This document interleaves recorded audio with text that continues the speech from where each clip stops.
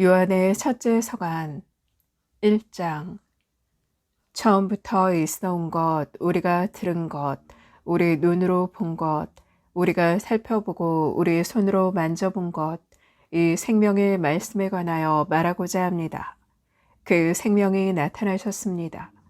우리가 그 생명을 보고 증언합니다. 그리고 여러분에게 그 영원한 생명을 선포합니다. 영원한 생명은 아버지와 함께 계시다가 우리에게 나타나셨습니다. 우리가 보고 들은 것을 여러분에게도 선포합니다. 여러분도 우리와 친교를 나누게 하려는 것입니다. 우리의 친교는 아버지와 또 그 아드님이신 예수 그리스도와 나누는 것입니다. 우리의 기쁨이 충만해지도록 이 글을 씁니다.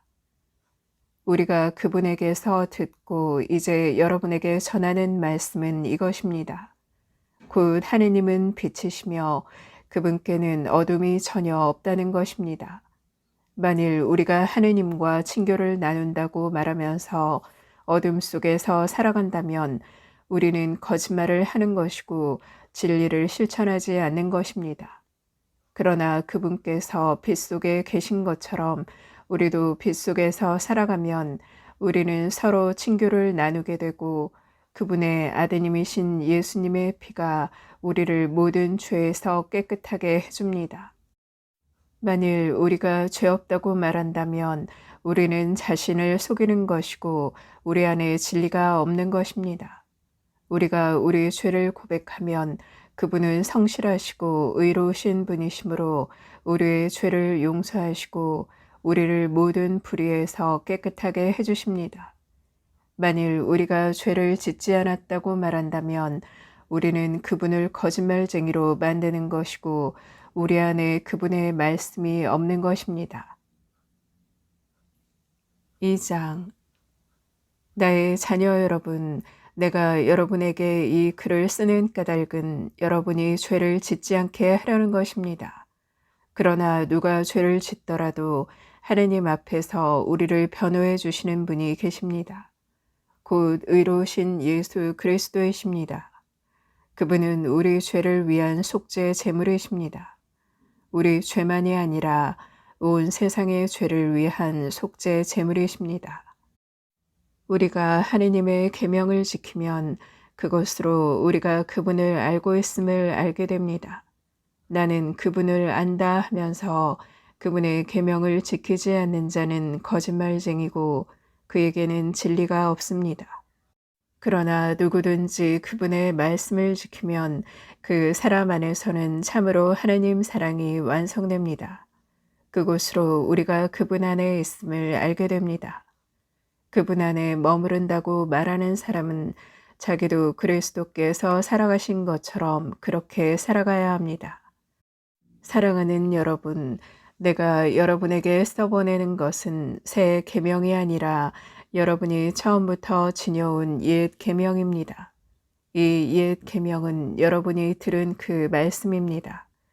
그러면서도 내가 여러분에게 써보내는 것은 새 계명입니다. 그것은 그리스도께도 또 여러분에게도 참된 사실입니다. 어둠이 지나가고 이미 참빛이 비치고 있기 때문입니다. 빛 속에 있다고 말하면서 자기 형제를 미워하는 사람은 아직도 어둠 속에 있는 자입니다. 자기 형제를 사랑하는 사람은 빛 속에 머무르고 그에게는 걸림돌이 없습니다. 그러나 자기 형제를 미워하는 자는 어둠 속에 있습니다. 그는 어둠 속에서 살아가면서 자기가 어디로 가는지 모릅니다.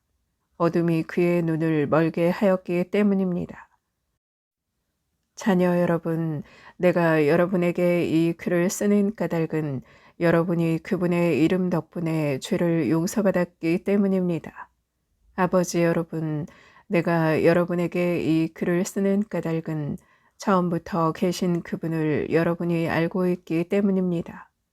젊은이 여러분, 내가 여러분에게 이 글을 쓰는 까닭은 여러분이 악한 자를 이겼기 때문입니다. 자녀 여러분, 내가 여러분에게 이 글을 쓴 까닭은 여러분이 아버지를 알고 있기 때문입니다. 아버지 여러분, 내가 여러분에게 이 글을 쓴 까닭은 처음부터 계신 그분을 여러분이 알고 있기 때문입니다. 젊은이 여러분, 내가 여러분에게 이 글을 쓴 까닭은 여러분이 강하고 하느님의 말씀이 여러분 안에 머무르며 여러분이 악한 자를 이겼기 때문입니다.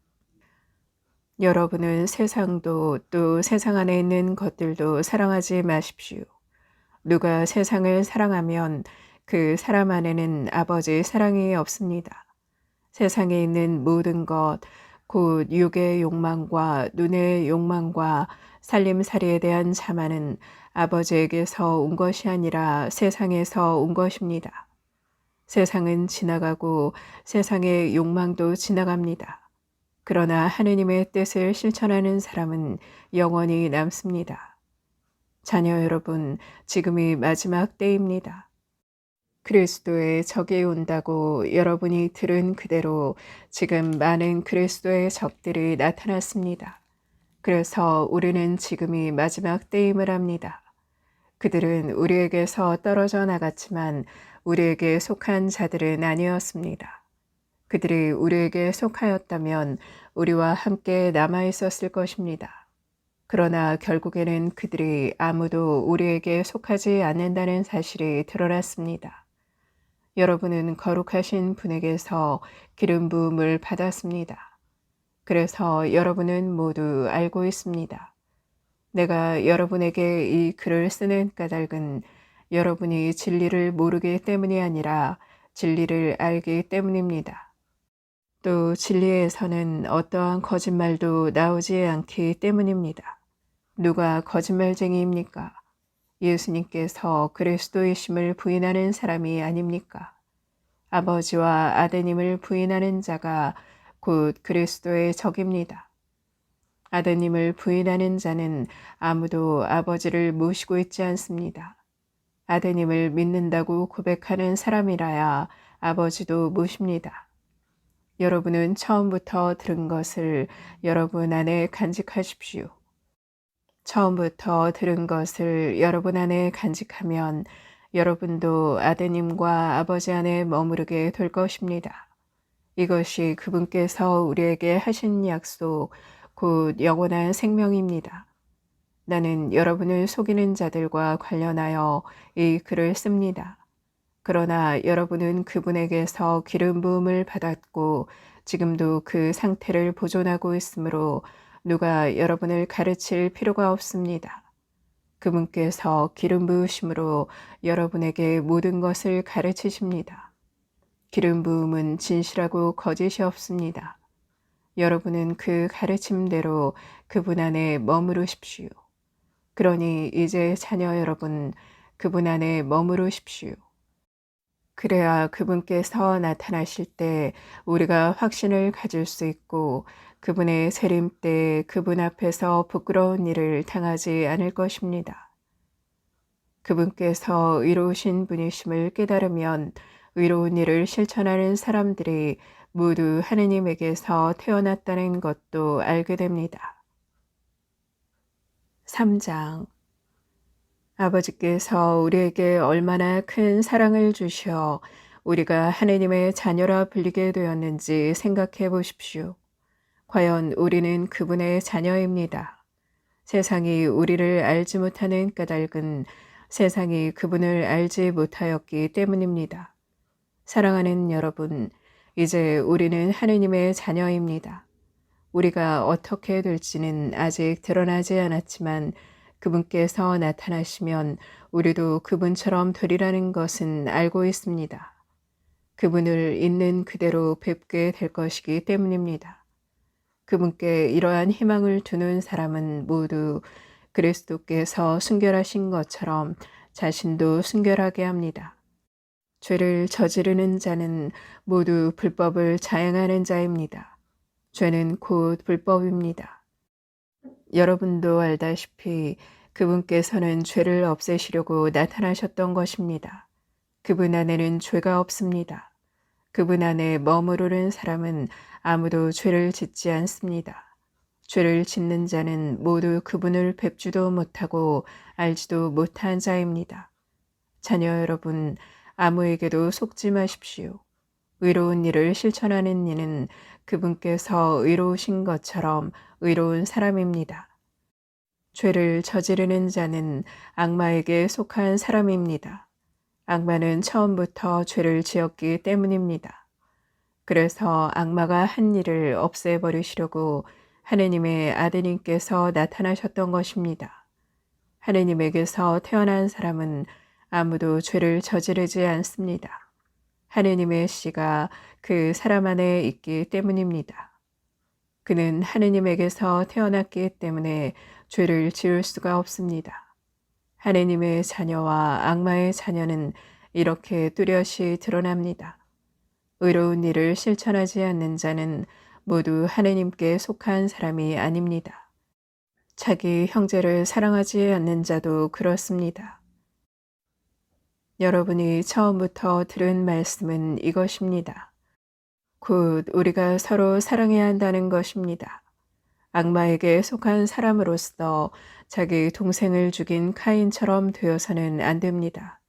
그가 무슨 까닭으로 동생을 죽였습니까?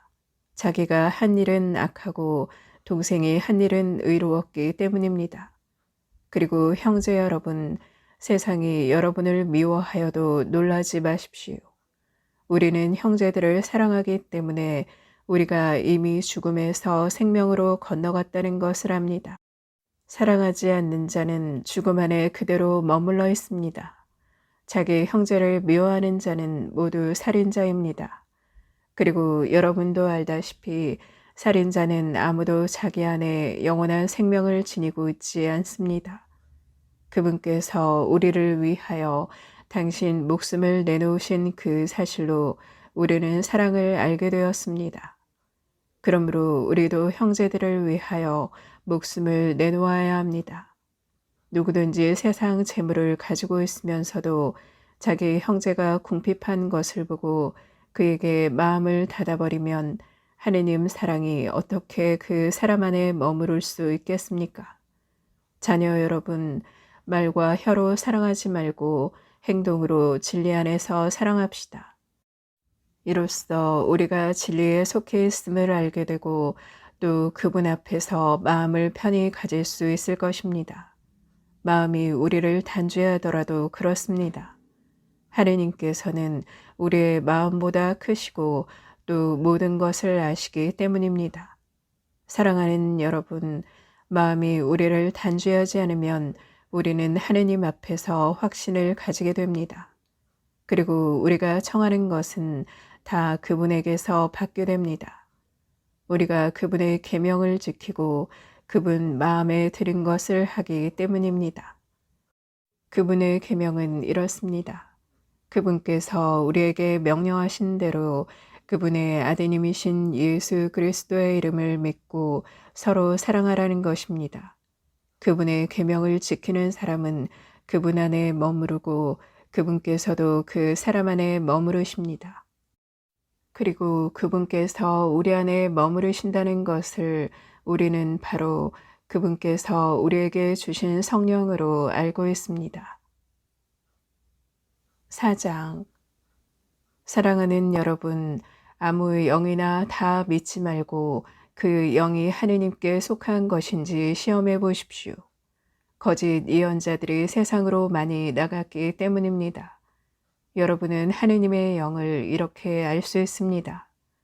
예수 그리스도께서 사람의 몸으로 오셨다고 고백하는 영은 모두 하느님께 속한 영입니다. 그러나 예수님을 믿는다고 고백하지 않는 영은 모두 하느님께 속하지 않는 영입니다. 그것은 그리스도의 적의 영입니다. 그 영이 오리라고 여러분이 전에 들었는데 이제 이미 세상에 와 있습니다. 자녀 여러분, 여러분은 하느님께 속한 사람으로서 거짓 예언자들을 이미 이겼습니다. 여러분 안에 계시는 그분께서 세상에 있는 그자보다 더 위대하시기 때문입니다. 그들은 이 세상에 속한 자들입니다. 그런 까닭에 그들은 세상에 속한 것을 말하고 세상은 그들의 말을 듣습니다. 우리는 하느님께 속한 사람입니다. 하느님을 아는 사람은 우리의 말을 듣고 하느님께 속하지 않는 사람은 우리의 말을 듣지 않습니다. 이것으로 우리는 진리의 영을 알고 또 사람을 속이는 영을 압니다. 사랑하는 여러분, 서로 사랑합시다. 사랑은 하느님에게서 오는 것이기 때문입니다. 사랑하는 이는 모두 하느님에게서 태어났으며 하느님을 압니다. 사랑하지 않는 사람은 하느님을 알지 못합니다. 하느님은 사랑이시기 때문입니다. 하느님의 사랑은 우리에게 이렇게 나타났습니다.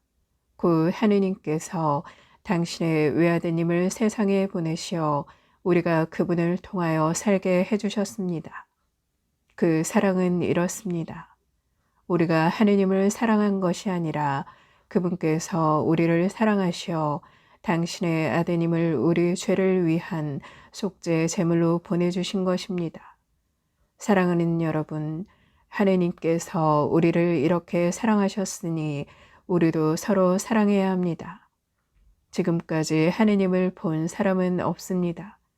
그러나 우리가 서로 사랑하면 하느님께서 우리 안에 머무르시고 그분 사랑이 우리에게서 완성됩니다. 하느님께서는 우리에게 당신의 영을 나누어 주셨습니다. 우리는 이 사실로 우리가 그분 안에 머무르고 그분께서 우리 안에 머무르신다는 것을 압니다. 그리고 우리는 아버지께서 아드님을 세상의 구원자로 보내신 것을 보았고 또 증언합니다. 누구든지 예수님께서 하느님의 아드님이심을 고백하면 하느님께서 그 사람 안에 머무르시고 그 사람도 하느님 안에 머무릅니다. 하느님께서 우리에게 베푸시는 사랑을 우리는 알게 되었고 또 믿게 되었습니다. 하느님은 사랑이십니다. 사랑 안에 머무르는 사람은 하느님 안에 머무르고 하느님께서도 그 사람 안에 머무르십니다. 사랑이 우리에게서 완성되었다는 것은 우리도 이 세상에서 그분처럼 살고 있기에 우리가 심판날에 확신을 가질 수 있다는 사실에서 드러납니다. 사랑에는 두려움이 없습니다. 완전한 사랑은 두려움을 쫓아냅니다. 두려움은 벌과 관련되기 때문입니다. 두려워하는 이는 아직 자기의 사랑을 완성하지 못한 사람입니다. 우리가 사랑하는 것은 그분께서 먼저 우리를 사랑하셨기 때문입니다. 누가 나는 하느님을 사랑한다 하면서 자기 형제를 미워하면 그는 거짓말쟁이입니다. 눈에 보이는 자기 형제를 사랑하지 않는 사람이 보이지 않는 하느님을 사랑할 수는 없습니다. 우리가 그분에게서 받은 계명은 이것입니다. 하느님을 사랑하는 사람은 자기 형제도 사랑해야 한다는 것입니다. 5장 예수님께서 그리스도의 심을 믿는 사람은 모두 하느님에게서 태어났습니다. 아버지를 사랑하는 사람은 모두 그 자녀도 사랑합니다. 우리가 하느님을 사랑하고 그분의 계명을 실천하면 그로써 우리가 하느님의 자녀들을 사랑한다는 것을 알게 됩니다. 하느님을 사랑하는 것은 바로 그분의 계명을 지키는 것입니다. 그리고 그분의 계명은 힘겹지 않습니다. 하느님에게서 태어난 사람은 모두 세상을 이기기 때문입니다. 세상을 이긴 그 승리는 바로 우리 믿음의 승리입니다. 세상을 이기는 사람은 누구입니까? 예수님께서 하느님의 아드님이심을 믿는 사람이 아닙니까? 그분께서 바로 물과 피를 통하여 세상에 오신 예수 그리스도이십니다. 물만이 아니라 물과 피로써 오신 것입니다. 이것을 증언하시는 분은 성령이십니다. 성령은 곧 진리이십니다. 그래서 증언하는 것이 셋입니다. 성령과 물과 피인데 이 셋은 하나로 모아집니다. 우리가 사람들의 증언을 받아들인다면 하느님의 증언은 더욱 중대하지 않습니까?